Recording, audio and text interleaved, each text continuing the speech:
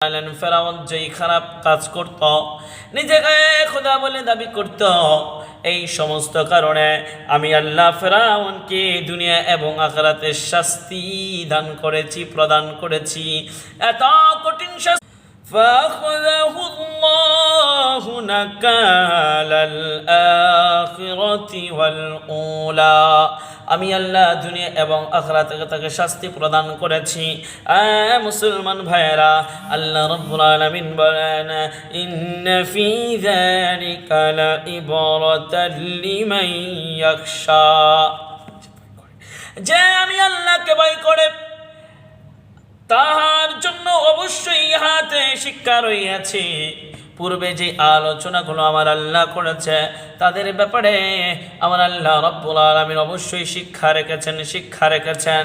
কোন যুবক শুনেছ ফেরাউনকে আল্লাহ কেন? এতদিন আমরা জানতাম শুধু ফেরাউনের লাশ, এখন আমরা বুঝতে পারলাম, কোরআনের মাধ্যমে জানতে পারলাম যে ফেরাউন কত বড় জালেম ছিল। ফেরাউনকে দিনের দাওয়াত দেওয়ার পরে ফেরাউন সব অস্বীকার করলো।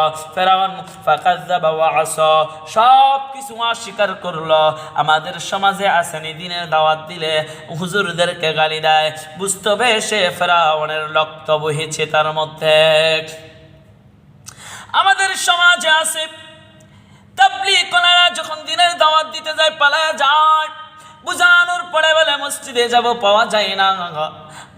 এই বাংলার জমিনে মাজার আর কবরের অভাব নাই, দরগার অভাব নাই, ফিরের অভাব নাই, কিন্তু ফজরের নামাজে মুসল্লির বড়ই অভাব।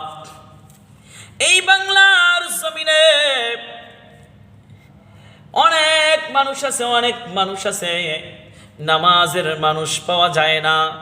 আমার ভাইয়েরা, মসজিদে মুসল্লি না হয়, শুক্রবারে যেই পরিমাণের মুসল্লি হয় এরকম মুসল্লি যদি প্রতিনিয়ত মসজিদগুলোতে হতো, আল্লাহ রাব্বুল আলামিন এই পৃথিবীতে রহমত দ্বারা ভরপুর করে দিত। আমাদের সমাজে, গ্রামগঞ্জে, শহর বন্দরে, বিভিন্ন জায়গায় হায় হায় হায় হায় শুধু শুক্রবারে মানুষ খুঁজ দেখা যায়, আর বাকি প্রতিদিন সপ্তাহে 6 দিন মানুষ খুঁজে পাওয়া যায় না।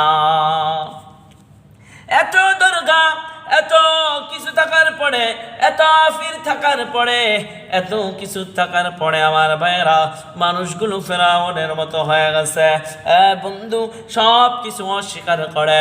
হায় হায় হায়, সমাজের মধ্যে মানুষগুলো ফেরাউনের রক্ত বইছে তাদের শরীরে, এখন ভালো ও একটু পরেই খারাপ হয়ে যায়।